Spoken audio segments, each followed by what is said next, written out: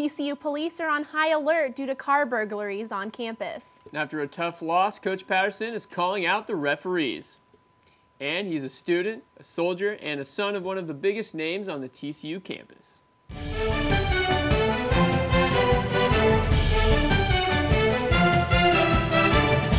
From the Schieffer School of Journalism, this is TCU News Now. Hi, and thanks for joining us on TCU News Now. I'm Madison Pelletier. And I'm David Stein.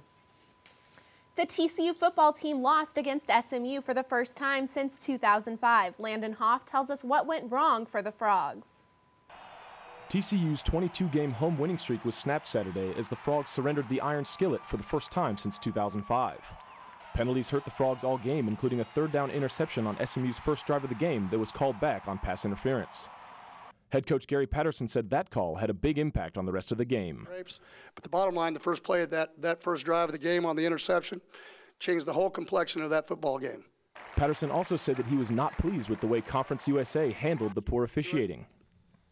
I'd be quiet if I thought that the people in charge of the officiating group came out and said wasn't very good. But they didn't. The referees from Saturday's game may not be seeing much more TCU football in the future. I got their names. They won't come back in this stadium ever again.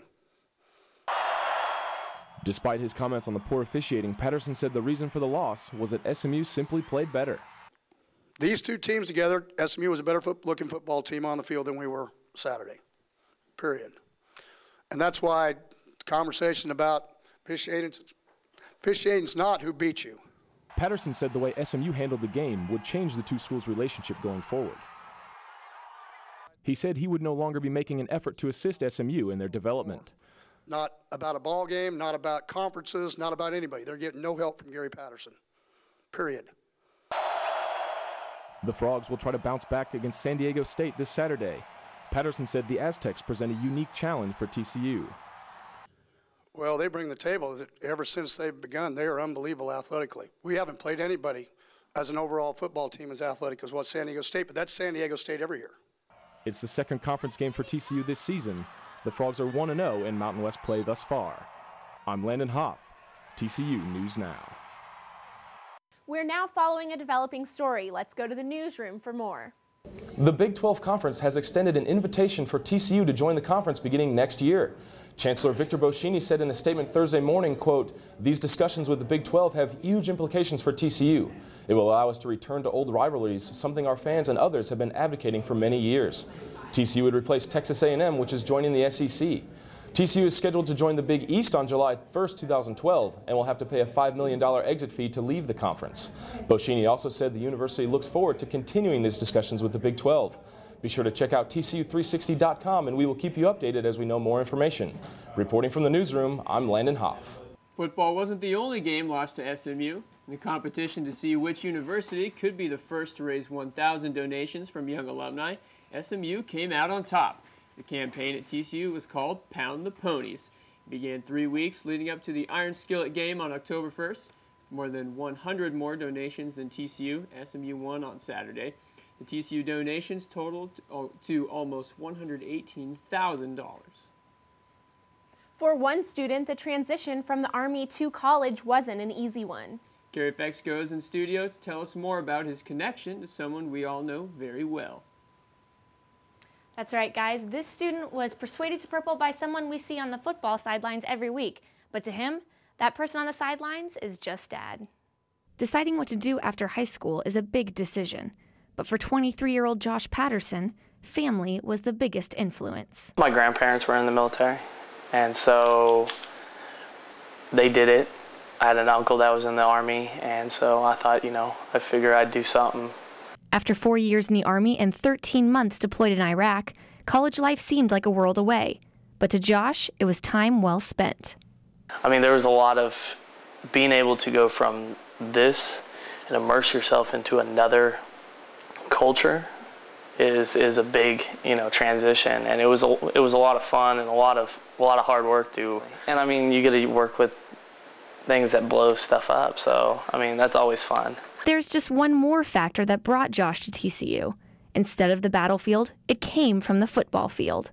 Well, it's been great. Obviously Josh being in the Army and then coming back and going back to school anytime a parent gets a chance and then he's part of the team. As the firstborn son of Gary Patterson, Josh gets to see a different side of TCU in the Rose Bowl champion football team. I get to work out, up there with them, and I get to go up there and help them practice and stuff like that. I'm not throwing on the pads and getting hit because I'd probably get destroyed, but it's pretty cool that, that I'm able to have that chance to do all that.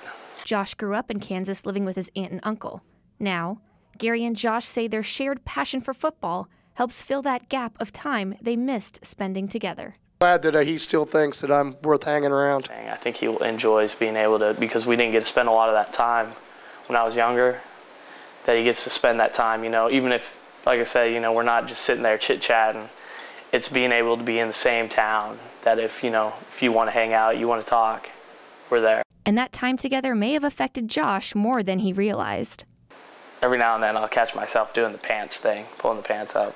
Even though Josh is in school and away from war, Gary still remembers the sacrifice his son made and how those sacrifices are being made every day. Obviously, it's not many of us have been where bullets are flying at us. So, I'm very proud of what he's done. You just need to understand every day you wake up, there's always somebody. So, his dad may be TCU's top celebrity, Gary Patterson, but Josh won't let that keep him from becoming his own Patterson. A lot of people don't put, if they hear my last name, and they don't put two and two together. So, because there's a lot of Pattersons on TCU. For my extended interview with this Patterson and more inside pictures of Josh's deployment in Iraq, visit our website at tcu360.com. In the studio, I'm Carrie Fetzko. Car burglaries on campus mean extra eyes are watching in TCU parking lots. Kathy Pham explains. There is a new addition to the TCU freshman parking lot. A skywatch now overlooks the lot for added security. On September 23rd, TCU security cameras detected a car break-in in the freshman parking lot. The valuables stolen are worth about $600. Security cameras did not get footage of the suspect breaking into other cars because he went out of camera view. We're in the process of adding several newer type cameras that cover 180 degrees, and they have a lot more resolution to them. Although TCU is only borrowing the Skywatch from the Fort Worth Police Department for a couple of days, the university has access to it whenever it needs it. TCU Police Department said it will be a good resource during times that require high security, such as homecoming week or home games. The effect that Skywatch has on people is they'll see it and they'll go somewhere else to commit crimes. Officer George Steen said the vantage point from the Skywatch makes it easier for TCU police because they can quickly dispatch officers to a location if they see criminal activity happening. Freshman Tori Moybrook said her dad was concerned about her bringing her car to school, but she trusts that TCU knows what they're doing. I guess I'll try and park closer to this area because I feel like it's a little bit safer, but sometimes parking spots are impossible to find. But I mean, it makes me feel safer that thing's here. TCU police is currently working on a warrant of arrest for the suspect and think he's responsible for several of the car break-ins on campus. Well, I think the sky thing's gonna help a lot. I wouldn't break into cars if I knew the police were watching. Police say students should take precaution and hide valuables in their cars from sight. Kathy Pham, TCU News Now. Go to TCU360.com to see a video for more tips on how to protect your car from burglaries. National SAT reading and math scores are down, but they haven't changed at TCU. Nationwide, combined reading and math scores are at their lowest in 16 years. The admissions office says TCU's average scores did not drop. 4 sororities want to come to TCU, but only 2 will be chosen. Natalie Smith reports on how the selection process is going. Phi Mu wants to come to TCU, but so do 3 other sororities. So many girls that are wanting to rush and everything that any sorority will do really well just because there's so much interest and so many girls wanting to be a part of the Greek system. With TCU's growth, Greek life is expanding too. In the past 4 years, the number of recruits have increased 42%, along with an increase in chapter size from 163 to 187. Now Greek life has the ability to expand and begin in the extension process. Feedback has been positive. All of these organizations are strong national organizations. And the selection committee chose the final 4 out of 6 chapters. They were picked because of their leadership development, new member education programs, and overall how their mission and values align with TCU. Gosh, all the sororities are really great.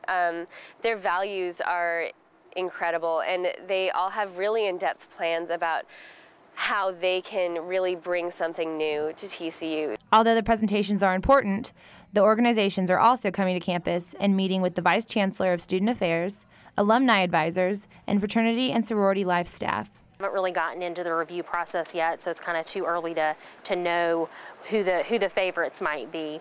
But it's gone fantastic. They're up to our standards. They are really excited about getting integrated into our culture and just like really making it more of a community experience. After interviews are completed, the selection committee will review feedback and decide on the 2 new sororities for next fall. Natalie Smith, TCU News Now. The last extension at TCU was in 2007 with Gamma Phi Beta. The new sororities chosen will become a part of the new Greek housing plan, which is part of the project going on in Worth Hills. And in that housing plan, the big question is, how do we pay for it? In the next month, TCU plans to sell almost $40 million in bonds to pay for the 3 new residence halls.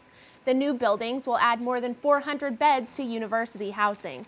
By using bonds, TCU can spread the payment out over many years. The current utility work at Worth Hills is expected to continue through the end of the year. TCU Women's Rugby is a part of the Texas Rugby Union and travels to compete with other collegiate schools in Texas. But now, for the first time ever, TCU hosted their very own tournament. Brittany Turner has more. Come on, Abby.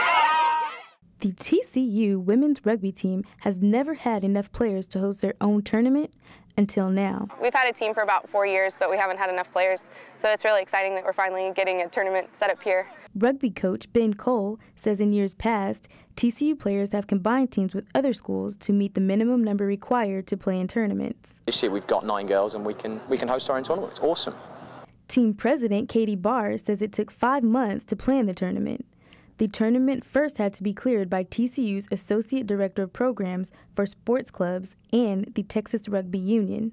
Even this year when we were planning it out, I wasn't really sure we were actually going to get to do it. It's a lot of hard work to get a tournament here.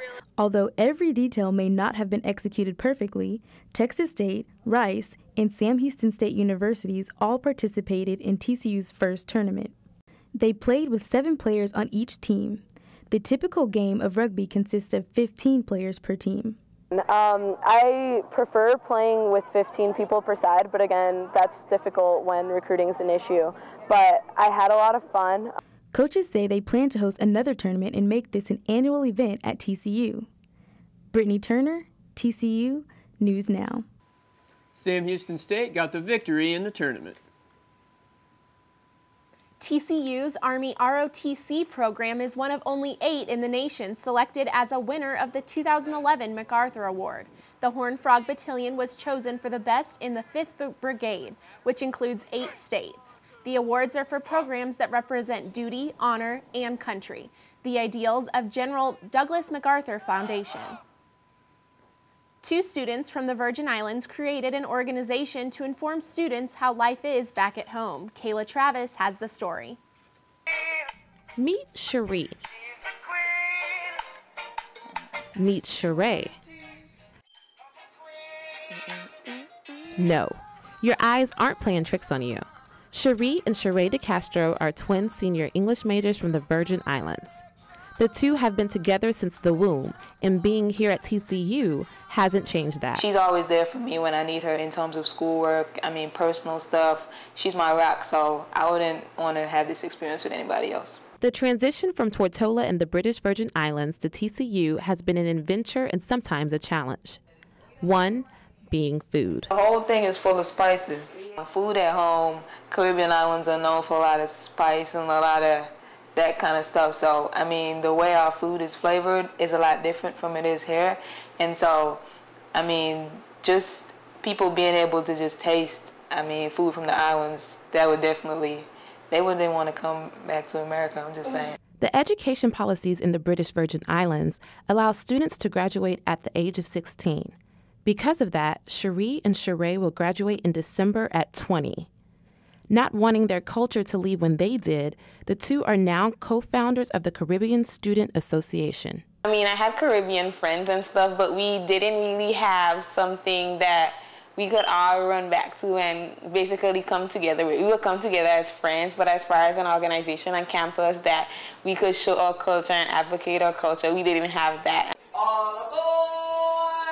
Caribbean Cruise is just about ready to depart Texas Christian University. The Caribbean Student Association, also referred to as CARIPSA, was founded in 2010.